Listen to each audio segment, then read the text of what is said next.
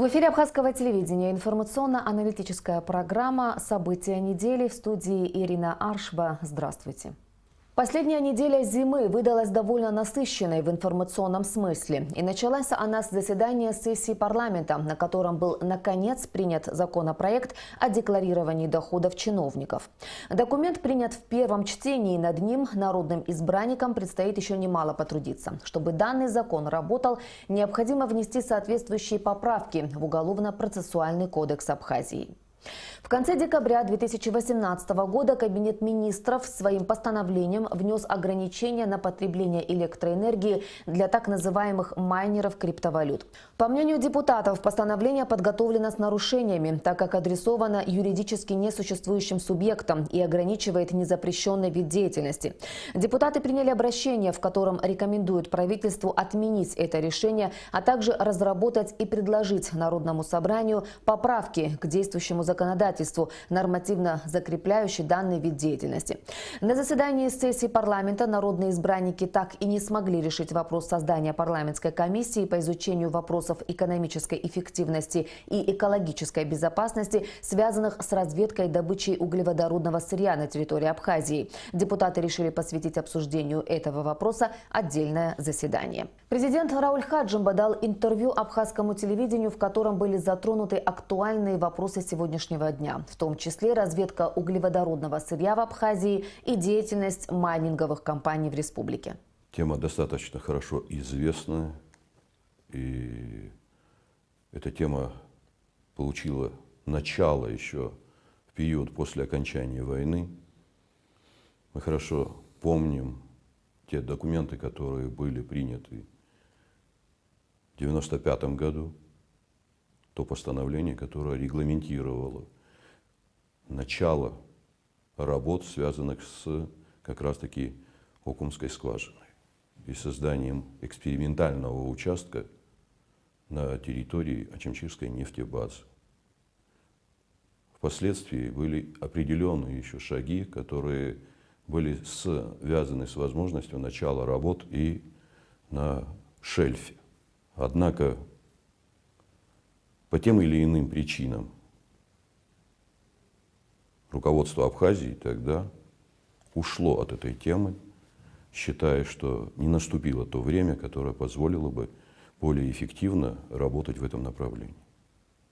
После нашего признания Российской Федерации были сделаны первые шаги в 2009 году с известной компанией «Роснефть», а в последующем 2013 году были заключены соответствующие соглашения и с ННК, компанией ННК, и с тех пор этот процесс имеет соответствующее развитие.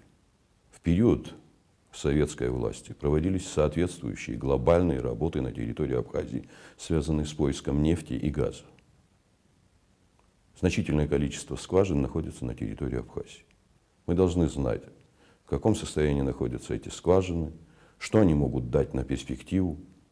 И все те документы, которые есть на сегодняшний день, как раз таки свидетельствуют о том, что необходимо проводить соответствующие геологические исследования по этим скважинам и по шельфу, а это потребует значительного времени. Это как минимум лет 5 нужно для того, чтобы узнать состояние по самим скважинам и о возможных перспективах по дальнейшей добыче нефти. Вопросов, связанных с майнингом, криптовалюты, биткоины, возникли не сегодня. О нем говорилось и в Министерстве экономики.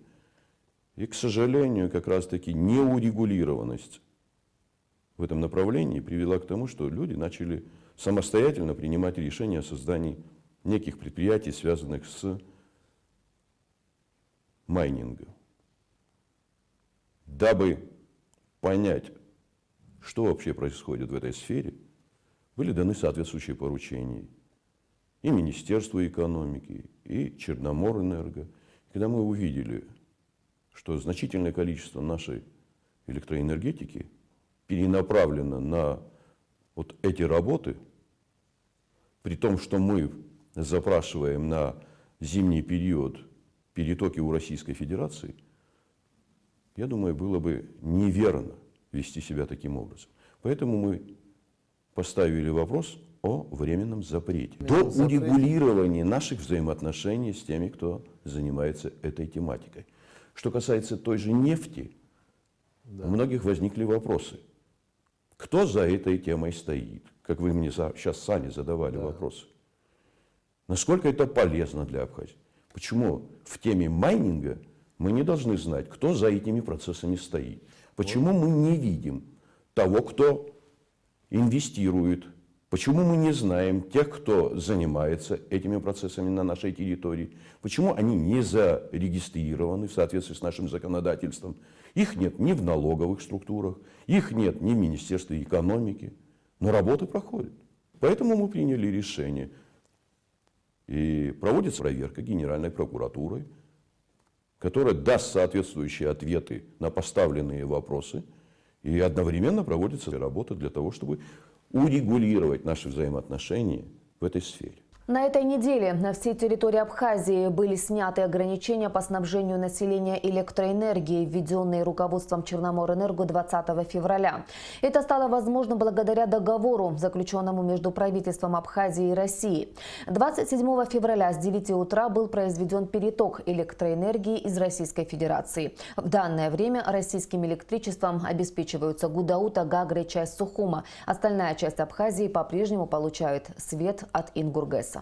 С сегодняшнего дня по 1 апреля значит, выработка Ингургэса, а мы когда говорим Ингургэс, мы иногда забываем, что там две генерации есть. Ингургэс и перепадная ГЭС-1. Это два объекта, которые работают, которые функционируют и вырабатывают электроэнергию. В рамках этой выработки, то есть тех возможностей, которые есть по запасу воды и по притоку, конечно, это прогнозные, да, вот по притоку это прогнозные, выводится среднее количество кубов в секунду, на которой базируются, да, специалисты, то в рамках этого, значит, возможностей по выработке до 1 апреля по всей генерации, находящейся на территории Республики Абхазия, порядка 160 миллионов киловатт-часов. Собственно говоря, по потреблению, это тоже прогнозное потребление, с сегодняшнего дня по 1 апреля потребление Республики Абхазия 226 миллионов киловатт-часов. Соответственно, получается дефицит той электроэнергии, которой нам будет не хватать в этот период времени. То есть это порядка 70 миллионов киловатт-часов. Соответственно, эти 70 миллионов киловатт-часов нужно компенсировать откуда-то. Естественно, это Российская Федерация, естественно, это наш партнер, который нам постоянно помогает. Конечно, система взаимодействия с российскими, значит, партнерами в рамках перетока базируется не через Черноморэнерго, это межправительственные взаимоотношения, которые регулируются в том числе межправительственной комиссией, если нужно что-то там зафиксировать по суммам и так далее, и так далее. И технически, как это происходит? Технически происходит следующим образом. Есть такая линия, высоковольтная линия Салхино-Псоу, которая, значит, состыковывается с энергосистемой Российской Федерации. В Российской Федерации фактически прямо за границей есть подстанция ПСОУ, и, естественно, оттуда мы получаем этот переток. В рамках того перетока, который сегодня осуществляется, это по мощности порядка 120 мегаватт, хотя фактически у нас в среднем там будет потребляться в районе 80-90 мегаватт. И речь идет о том, что подстанция Бзыб, узловая подстанция, одна из трех, которая снабжает Гагарский район и половину Гудаутского района, она вся переведена сегодня на российскую электроэнергию. Остальная часть Республики Абхазия снабжается с той генерацией, которая у нас существует. 18 вопросов повестки дня рассмотрели члены правительства на очередном заседании Кабинета министров, которое состоялось в четверг. 4 проекта постановлений, в том числе порядок осуществления госконтроля, качество ввозимых в Абхазию лекарственных средств и изделий медицинского назначения, были отложены. В начале заседания премьер-министр Валерий Бганба рассказал членам правительства о том, как будет погашаться задолженность за переток электроэнергии из России. Деньги будут выделены из средств инвестиционной программы на 2019 год, отметил Валерий Бганба. Как проинформировал министр финансов Джансух Нанба, такого рода решение уже принималось членами межправкомиссии в 2016 и в 2017 годах. В 2016 году было принято решение на межправкомиссии о том, что 221 миллион запланированы по инвестиционной программе на 2016 год, направляются на погашение задолженности по полученному перетоку. В 2017 году в соответствии с решением 15-го МПК Межправкомиссии было принято решение 550 миллионов рублей, запланированных на реализацию инвестиционной программы, направить на погашение задолженности по полученному перетоку. На заседании Кабмина был утвержден порядок использования средств из резервного фонда правительства, согласно которому оказание материальной помощи из фонда прекращается. Средства фонда могут направляться только на финансовое обеспечение непредвиденных расходов, таких как проведение аварийно-спасательных и аварийно-восстановительных мероприятий, связанных с ликвидацией последствий стихийных бедствий и других чрезвычайных ситуаций. Также правительство будет выделять деньги из своего резервного фонда на проведение непредвиденных ремонтных и восстановительных работ, связанных с ликвидацией угрозы жизни и здоровья, проведение межбюджетных трансфертов, исполнение судебных решений. Помимо этого, средства могут направляться на проведение мероприятий в области санитарно-эпидемиологического благополучия населения. На заседании Кабинета министров об итогах деятельности за 2018 год отчитались руководители министерств финансов, экономики, по репатриации, по культуре и охране историко-культурного наследия. Отчет об итогах деятельности Министерства по курортам и туризму за 2018 год представил министр Автандил Гарцкий.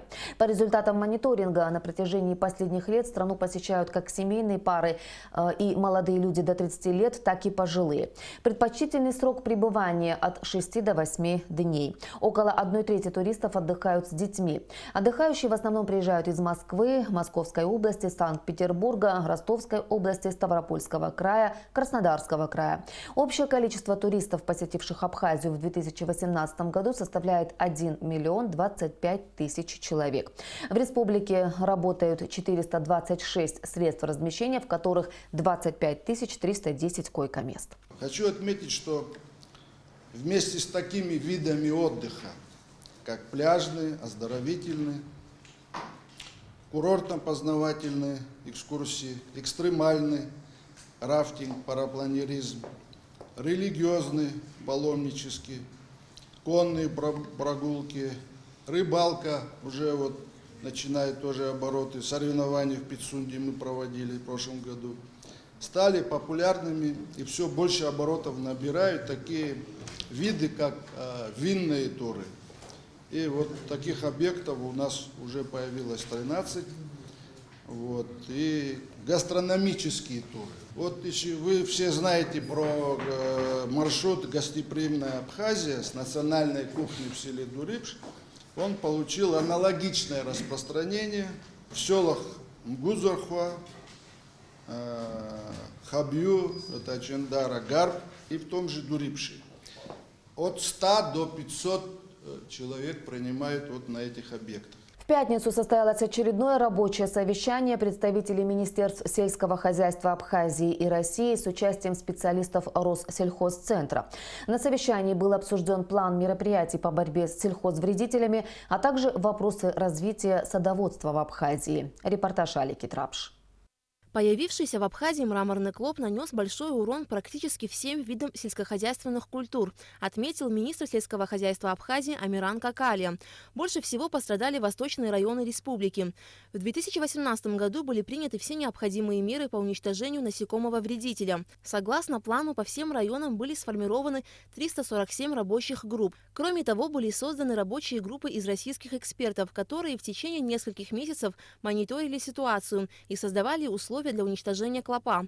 В общем, по республике было обработано инсектицидами 37 467 гектаров и израсходовано порядка 20 тысяч литров ядохимикатов. Популяция насекомого вредителя уменьшилась и благодаря механическому сбору мраморного клопа. В этом году также будут организованы пункты приема вредителя у населения. Распоряжением премьер-министра Валерия Бганба установлена плата за 1 килограмм собранного коричневого мраморного клопа в размере 1000 рублей. Всего на выплату предусмотрено 7 миллионов миллионов рублей из республиканского бюджета. Помимо механического сбора клопов, в этом году будет продолжена и химическая обработка сельхозугодий. Большой ущерб сельскохозяйственным угодьям наносят и грибковые заболевания, вызванные различными видами микроскопических паразитов, которые вызывают гибель плодов деревьев. К примеру, из-за этого в прошлом году было уничтожено около 80% орехов фундука. Уже 10 марта ожидается поступление из России новых ядохимикатов для лечения орехов фундука. Борьба с мраморным клопом – это проблема не только Абхазии, но и России. И необходимо минимизировать риски расширения ареала этого вредителя, говорят специалисты. Мы с удовлетворением отмечаем, что под вашим руководством в Республике Абхазия разработан комплексный план по борьбе с мраморным клопом.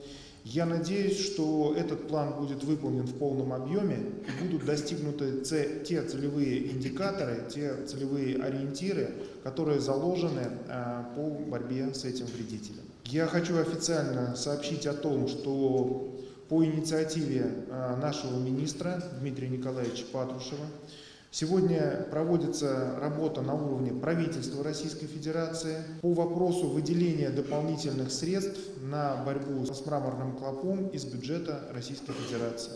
Российские эксперты подробно рассказали о работе, которую они провели по борьбе с мраморным клопом у себя на родине и в Абхазии. Кроме того, они рассказали, в какое время эффективнее делать феромоновые ловушки на насекомых-вредителей. По опыту 2018 года мы говорим, что применять феромон раньше июня месяца мало целесообразно. Мало того, июнь месяц феромон работает в основном как мониторинговое средство, потому что активность вредителя такова, что он реагирует на феромон, но это не массовая реакция. Мы можем его выявить, мы можем его заметить, но говорить о массовом отлове нет. Но с июля месяца при наращивании численности, и тем более в августе, в сентябре месяце, когда вредитель уже по своей биологии стремится к поиску мест зимовки и так далее и тому подобное, феромонные ловушки очень эффективны как средство привлечения и массового отлова в том числе. На встрече обсуждались все проблемы, с которыми сталкиваются специалисты в своей работе. Эксперты говорили о методах, которые способствуют уничтожению вредителей не только в Абхазии, но и в различных регионах России. Делились приобретенным опытом и наметили планы по борьбе с мраморным клопом в нынешнем году. Аля Катрапш, Степан Мартиросян, Руслан Орлов. Абхазское телевидение. Об итогах совещания в интервью нашей программе рассказали министр сельского хозяйства Абхазии Амиран Какалия и заместитель директора Департамента растениеводства Минсельхоза России Дмитрий Штундюк. Сегодня стороны сообщили друг другу о той информации, что мы собираемся в ближайшее время делать. Со стороны государства Республики Абхазия мы на сегодняшний день выделили денежные средства. Они есть у нас по механическому сбору коричневого мраморного клопа. И поэтому, пользуясь случаем, я хотел бы сказать и обратиться к нашему населению. Мы ведем уже работу по информированию наших крестьян, жителей, вообще людей, что проблема, она очень остро стоит. И абхазская сторона нуждается не только в финансовой помощи, это по различным... И практическая, методическая специалисты нам нужны. Мы не только по мраморному клопу вопросы поднимали, мы поднимали вопросы вообще восстановления наших питомников, восстановления садов. Сейчас мы будем готовить документ, программу. Мы будем, значит, пошлем эту программу в Москву для того, чтобы в дальнейшем развитие получила эта программа. Понимаем, и мы уверены, что со стороны Министерства сельского хозяйства Российской Федерации мы получим положительный результат. Но я хотел бы отметить, что именно с 2017 года по нашему взаимодействию большую роль сыграл президент Республики Абхазия Хаджимбек Джумкович. При постоянных встречах с Владимиром Владимировичем Путиным он обозначал несколько вопросов по развитию Республики Абхазия. Одно из приоритетных направлений – это сельское хозяйство. Мы понимаем, какая ситуация, отток населения сельского хозяйства от села в город. Это не только проблема в Республике Абхазия, и в других государствах, в том числе в Российской Федерации. Поэтому мы услышали очень интересные проекты, программы, которые на примере Ставропольского края, чем занимается Министерство сельского хозяйства Российской Федерации, какие программы внедряет. Потом мы должны понимать, что время идет вперед, наука очень сильно двигается. Если мы проводили насаждение, скажем, 10 лет, 20 лет тому назад, и мы ожидали урожай после истечения 10 лет, сегодня можно вывести такие сорта. Об этом говорили специалисты. Здесь были академики и с нашей стороны удивительные, и с российской стороны люди, которые дружат, знают друг друга. Вот. А вот посадку произвели, скажем, в этом году, и через 2 года, 3 года можно получить урожай. Российская Федерация опасается очень широкого распространения опасного как для Абхазии, так и для России коричневого мраморного клопа. Для Российской Федерации и для Евразийского экономического союза он вообще имеет карантинное значение, то есть ограничения по обороту продукции, в том числе по экспорту из Республики Абхазия, могли возникнуть очень значительные. И напомню, что в начале апреля 2018 года действительно абхазская продукция, в том числе и цитрусовые, были запрещены к ввозу в Российскую Федерацию на целую неделю. Конечно, большого ущерба это не нанесло, но это помогло и власти, и народу Абхазии сплотиться, сконцентрироваться и нанести по этому вредителю существенный удар. В прошлом году мероприятия по борьбе с коричневым мраморным клопом оценивались в сумму порядка 312 миллионов рублей. Но в прошлом году абхазскими властями совместно с народом Абхазии и совместно с российскими специалистами была проведена такая масштабная работа, что сегодня размер стоимости вот этих работ мы оцениваем в 2,5 раза меньше, на уровне порядка 140 миллионов. 27 февраля в нашей стране впервые отметили День всех СМИ Республики Абхазия. Раньше это был День печатных СМИ. Абхазская журналистика имеет давнюю историю, начиная с выхода первой газеты «Апсны» в 1919 году. В нашей стране сегодня есть не только телевидение, радио, печатные издания, но и множество электронных информационных агентств. Всех их объединяет одно – донести информацию до каждого жителя республики. Как журналисты отмечают профессиональный праздник, интересовались наши корреспонденты. Репортаж Алисы Шамба. Вот уже 100 лет выходит газета «Апсны» на родном абхазском языке. Начала издаваться она в сложный и драматичный период истории Абхазии – господства грузинского меньшевистского правительства. Издание газеты стало возможным благодаря усилиям группы абхазской интеллигенции, членов Народного совета Абхазии Самсона Чанба, Михаила Цагурия, Алания и Ивана Маргания, потребовавших от меньшевистского правительства периодического печатного органа на абхазском языке. Первым редактором газеты стал Дмитрий Гулия. Именно эта дата, 27 февраля, день выхода первой абхазской газеты, с этого года постановлением парламента стал отмечаться как профессиональный праздник работников всех СМИ Абхазии. Журналистский цех – это тот цех и та работа, которая требует повышенного внимания, в первую очередь, к слову. Слово можно поднять, опустить и рассказать хорошее и плохое. И хочу поздравить всех журналистов республики нашей, чем бы он ни занимался в газете, в любом каком издании он работал, легкого пера, вот, хороших тем, нужных тем. И самое главное, писать нужно и о проблемах тоже. Одно пожелание для всех журналистов, в какой бы он сфере ни работал, в частном или в свободной прессе. Девиз должен быть один: работаем на страну и народ. Только правда выводит на правильную дорогу. А работа журналиста – донести эту правду до зрителя и читателя. Работа журналиста – это ежедневный кропотливый труд. Объективное освещение событий и тенденций во всех сферах жизнедеятельности государства играет важную роль. То, как мы преподнесем то, что происходит вокруг, насколько достоверно, насколько непредвзято, зависит и ситуация в нашей республике, тем более в небольшой республике, где любая неверная информация, любая сплетня, сегодня она может вызвать какую-то негативную реакцию. Поэтому я считаю, что журналист, любой журналист, и тем более абхазский журналист, должен в первую очередь быть непредвзятым, быть справедливым и, насколько это возможно, точно донести информацию о ситуации в стране до потребителя, до людей, до общества. Средства массовой информации – это не только газеты и телевидение. Сегодня в нашей стране большое количество информационных агентств и радио, часть из которых ведут свою работу в интернет-пространстве. Но всех их объединяет одно – любовь к профессии. Надо расти молодым журналистам для того, чтобы суметь ответить на запросы своих читателей. Если ты не читал целую неделю, то ты потерял в жизни месяц. Если не читал, не знакомился ни с чем новым месяц, ты потерял год. А если ты ничем новым не знакомился в течение года, ты потерял жизнь. Так вот, я думаю, что нам нужно всем не довольствоваться тем, что мы думаем, что мы знаем, а больше учиться.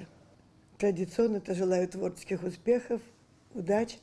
Но, наверное, еще надо пожелать хорошего поиска, потому что без читателя нашего можно заинтересовать интересным сюжетом. А сюжетов вокруг нас, правда, очень много. Несмотря на праздничный день, работники средств массовой информации страны все так же неустанно трудятся, чтобы оперативно донести достоверную информацию жителям нашей страны. Кто лучше журналиста может рассказать о сложной, иногда неблагодарной, но в то же время очень интересной работе? Сегодня гость нашей программы Инал Хашик.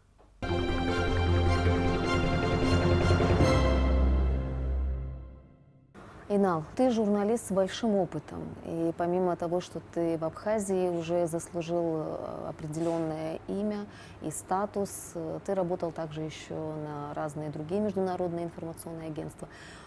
Если вот так сравнивать, да, где бы ты мог поставить абхазской журналистике такой большой плюс? В чем мы отличаемся от своих зарубежных коллег, выгодно отличаемся? И в чем мы немножко недостаем? Да, есть, конечно, выгоды в том, что все-таки маленькая территория, маленькое население, и, в общем-то, добыть информацию не так уж и сложно. С другой стороны, конечно же, когда ты там, допустим, условно пишешь о политиках, о политике, да, и кого-то критикуешь обязательно, да, и там это где-то в России, да, человек, который там критикует, там, я не знаю, Путина, он, может, его в жизни не видел, этого Путина, да, и все это очень далеко, да. А в Абхазии все на расстоянии вытянутой руки, да, и очень бывает людям некомфортно, когда ты там кого-то критикуешь, и ты там встречаешь его там, да, и там каждый день, то есть кто-то из-за этого вообще как бы перестает более-менее давать реальную картину, то есть исходя из вот этих факторов, это тоже уже как бы минус. Но есть ограничивает, плюс, да, немножко твои возможности. Ограничивает твои возможности, но тем не менее мне кажется, что это в общем-то, не моя какая-то конкретная оценка, но уже, наверное, лет 15 Freedom House есть такая организация, которая проводит ежегодные рейтинги по состоянию свобод по всему миру, и она в том числе и по тогда мы еще не признаны были, но все равно как бы с таким спорным статусом они называются в их рейтингах, такие государства, как мы. Так вот, она по уровню свобод считала, что мы находимся на достаточно высокой позиции, то есть полусвободный, там целый комплекс всяких позиций. Одна из них, по которой у нас плюс, это и есть свобода слова. И я думаю, что это очень важно, что есть такое, как бы нас так оценивают, в общем-то. И я думаю, это заслуга, в общем-то, всей нашей журналистики, что вот мы достигли такой степени, и, в общем-то, нам есть за что гордиться. А как ты оцениваешь уровень профессионализма абхазских журналистов? Этот уровень всегда должен совершенствоваться. Совершенствоваться — это речь идет не только о молодых людях. Любой человек, и человек, который в профессии 20-30 лет, он должен каждый день совершенствоваться.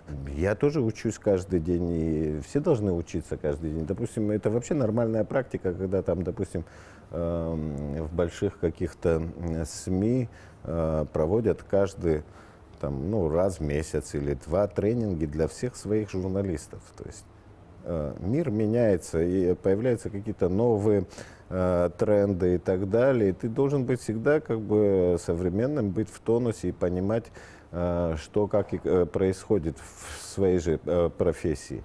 И здесь не грех учиться. У нас, к сожалению, вот этой традиции нет, когда люди могут там 30-40 лет в профессии быть, но у них воззрение, там, то, что там вот, когда они там первый раз попали, там, допустим, в СМИ, и вот мало чем изменились они. И мне кажется, вот нам нужно вот в этом плане делать какие-то изменения. То есть это, журналист тоже должен работать над собой, чтобы быть, в общем-то, не выпадать из этого контекста информационного.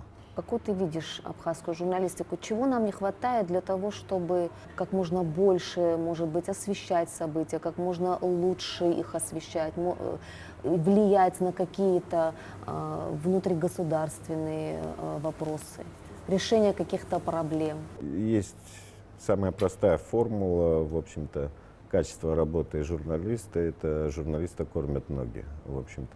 И единственное, что я могу пожелать, хотелось бы, чтобы наша журналистика была мобильной. Вот когда она мобильная, в общем, не будет отставать от этой жизни, и люди будут получать, в общем-то, по максимуму качественную информацию.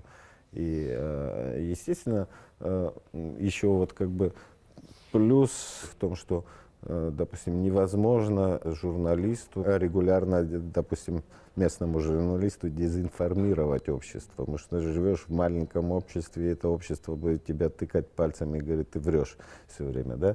И в этом плане, конечно же, у нас есть вот как бы те ограничения, за которые ты, в общем-то, не выйдешь за рамки. И это очень хорошо. И при условии того, что журналист будет мобилен, каждый день у него будут гореть глаза, не там он выключаться там по субботам и воскресеньям, типа я выходной. Да, журналист, это круглосуточное такое состояние. И ты должен, конечно же, в общем-то, в этом плане работать. Единственное, вот мобильности. Как ты оцениваешь перспективу журналистики в плане именно молодого поколения, учитывая, что у нас все больше молодежи, все меньше владеет абхазским языком, к сожалению, мало проблема. Пишущих на родном языке журналистов? Это действительно проблема, и здесь она комплексная. Раньше, в общем-то, государство имело возможности этим заниматься, но я имею в виду в советское время, то есть там начиналось с сельских школ и так далее. Сейчас, в общем-то, и села абхазские пустеют, и это вот обязательно сказывается на последующем развитии и распространении абхазского языка. И здесь действительно огромная проблема. Это не только в абхазской журналистике. У нас, посмотрите, у нас, в общем-то, люди творческие, люди, которые там в абхазской литературе остались. Их сейчас очень мало людей, которые пишут там романы, повести, там поэмы, да. И я помню, там, допустим, поколение моего отца, там их было, когда собирались писатели, там их действительно очень много было. А сейчас вот как бы я вижу, когда там какой-то юбилей, там и собираются там и члены Союза писателей, члены Ассоциации Союза писателей Абхазии, их, к сожалению, очень мало. Да, и те, которые есть, это в основном люди преклонного возраста, молодежи практически нет. Это огромная проблема, которая касается не только журналистики. И язык, к сожалению, абхазский язык в контексте вот этих современных информационных тенденций, которые существуют, а это именно интернет и телевидение, он, к сожалению, оказывается неконкурентоспособным. И нам нужно как бы думать об этом. И мне кажется, государство абхазское, оно тем и отличается, что есть абхазская культура, которая, в общем-то, это такое внутреннее содержание, в общем-то, ради которого, в общем, создавалось это государство. Мы создавали государство не для того, чтобы просто были сыты, обуты, одеты и так далее. В общем-то, для нас, в общем-то, абхазский язык, абхазская культура — это такая одних из основных таких базисных элементов, на котором, в общем-то, держится это государство. Мы должны уделять этому особое внимание, а не смотреть на эту проблему как бы как какую-то второстепенную и так далее, и там финансировать ее по какому-то остаточному принципу. Инал, я поздравляю с нашим праздником, с Днем журналистики абхазской. 100 лет – это, наверное, не так уж много, но и в то же время не так уж и мало, учитывая, каким трудом это все было добыто и сколько сил было положено на то, чтобы у нас была своя периодическая печать, свое телевидение. И желаю тебе творческих успехов. Спасибо. Спасибо и вам всем, и всем нашим людям, которые работают в СМИ, их не так, к сожалению, много, и всем тем потребителям нашей информации, это, то есть нашим гражданам, на которых, в общем-то, и мы и работаем. И всех с праздником, это действительно огромное событие. К сожалению, наверное, многие просто недооценивают сам этот факт, но это действительно очень для нас, абхазов, выход газеты там 100 лет назад, это все равно, что вот как бы мы запустили бы, наверное, Гагарина в космос.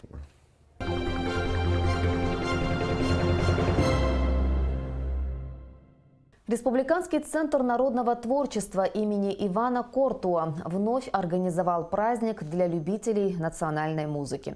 В Сухуме прошел 9-й республиканский фестиваль оркестров народных инструментов Абхерца.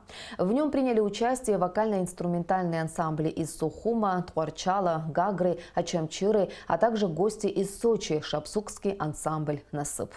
Наша главная цель, естественно, это возрождение нашей традиционной инструментальной музыки, культуры, приобщение молодежи к народным инструментам. Не каждый народ может похвастаться таким разнообразием народных инструментов, которые оставили наши предки.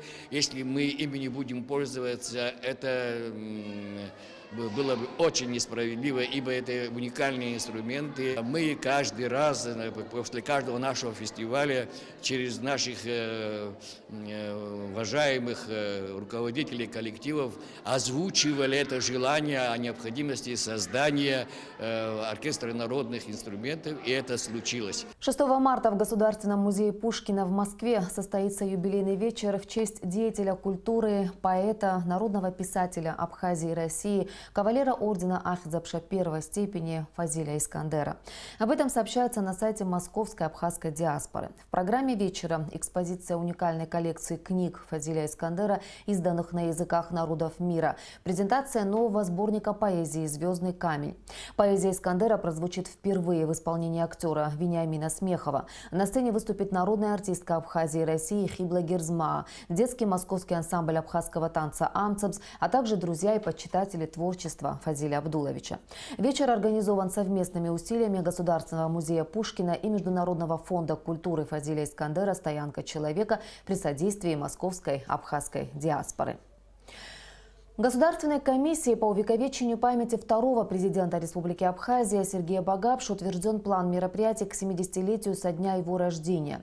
Возложение цветов к мемориалу второго президента Республики Абхазия в селе Чгярда Ачамчирского района состоится 4 марта в 12 часов. 5 марта в Сухуме пройдет научная конференция. В этот же день откроется фотовыставка в Центральном выставочном зале Союза художников. Кроме того, в Абхазском госуниверситете пройдет вечер памяти Сергея Багапши. Вечер памяти второго президента Абхазии также пройдет 29 мая в Абхазском государственном драматическом театре. Согласно утвержденному плану, в столице будут презентованы книга Екатерины Бебия, посвященная жизни и деятельности Сергея Багапши «Путь мудрости и мужества», и памятная монета «Багапш Сергей Васильевич».